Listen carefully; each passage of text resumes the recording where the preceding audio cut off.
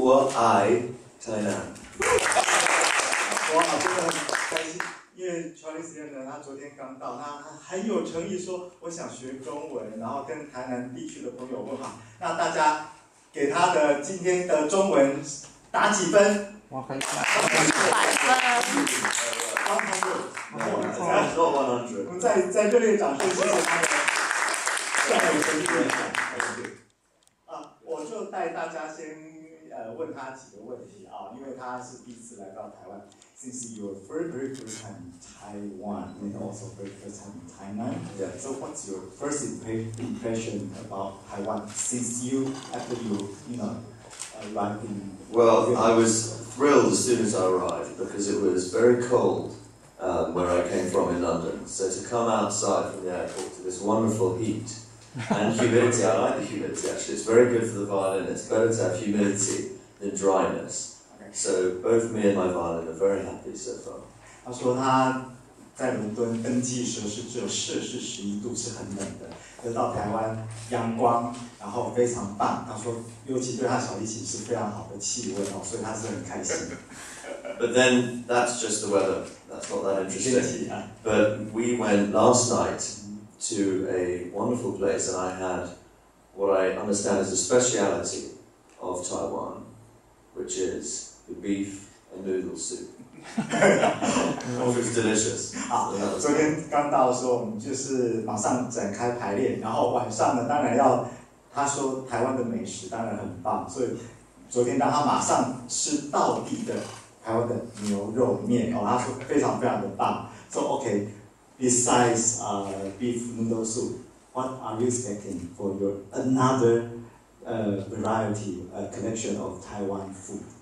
So we're going back to Taipei after this press conference, and we're going to Din Tai Fung.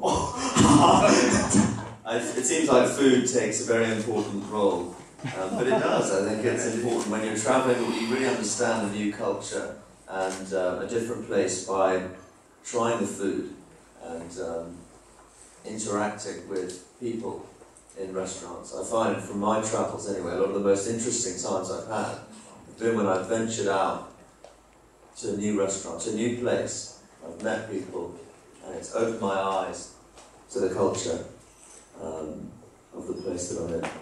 So I'm looking forward to that. OK， 大家应该都听得懂哦。他在国外他就已经听过鼎泰丰了，所以他说今天记者会结束之后，他回台北，他想吃鼎泰丰。我们说好，等下带他去吃鼎泰丰。然后当然吃鼎泰丰完之后，我们要继续排练。好，他说呢，美食当然食物是做一个这个世界走透透的音乐家，因为很累，压力也很大，当然去enjoy各个地方不同的食物。也借由食物去了解各个地方不同的文化是非常非常的重要。当然，借由到不同的餐厅，他也可以去打开他不同的视野。我想这个也是他自己的一个心得。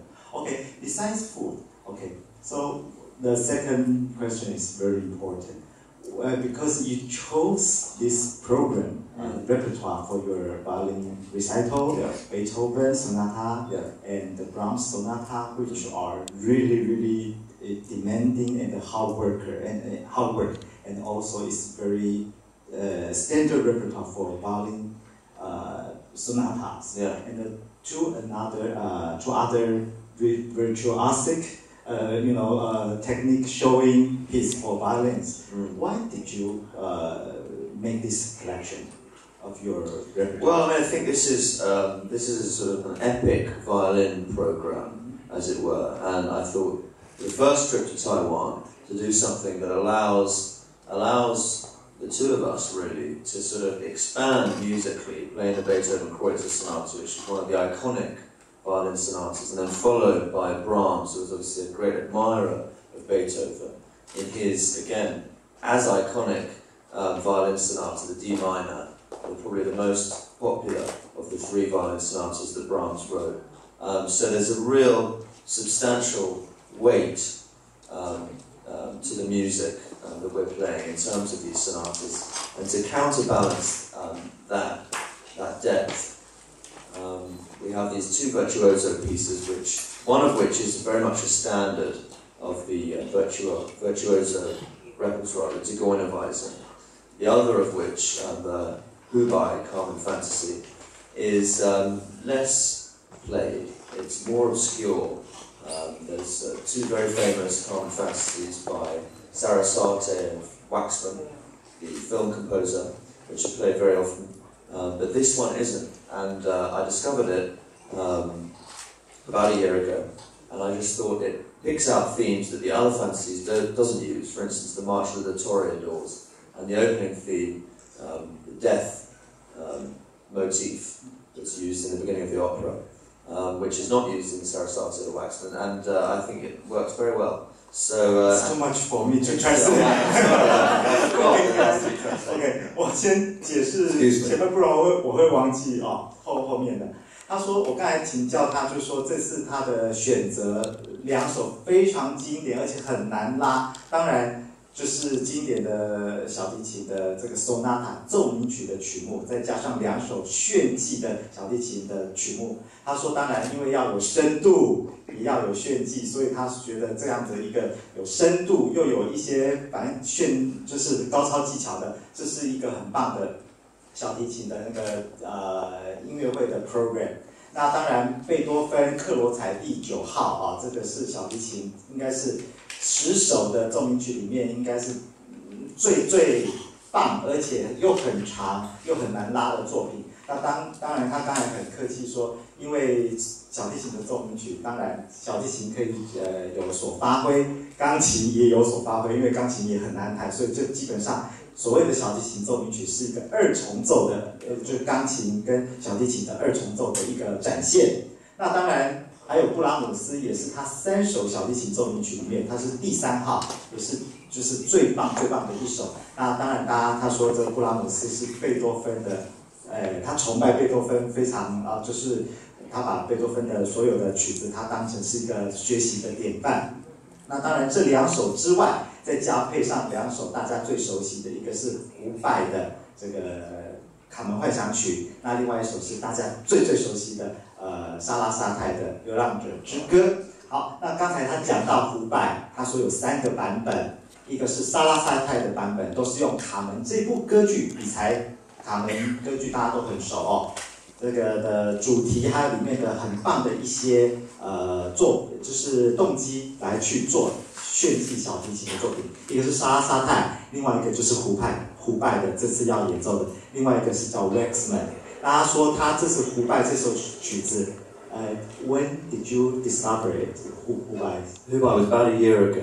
他说1年前他才发现这首曲子，但是 How many times have you been playing？Well, I first played it in January in Norway for this year. This year, for a series of New Year's concerts in Kristiansand. 他说他第一次演奏是在今年1月演奏这首作品，在挪威，他的算是一半他的祖国，因为他爸爸是挪威人，妈妈是英国人。And so, what else you want to talk about the repertoire? So I mentioned the fact that we've got the 2 substantial sonatas. Beethoven followed by Brahms, which is a natural Germanic progression, and the lighter virtuoso pieces to balance the program, so that's what I want to say. OK， 所以是2首炫技的去 balance， 把2首非常有深度而且很经典的、很学术性的2首的小提琴奏鸣曲，2个 two 跟2首去做平衡。OK，the third question is。So because you are kind of very unique, like model for classical musician, because you, for example, you are not only the classical violinist, concert violinist, but also you attended a lot of like fashion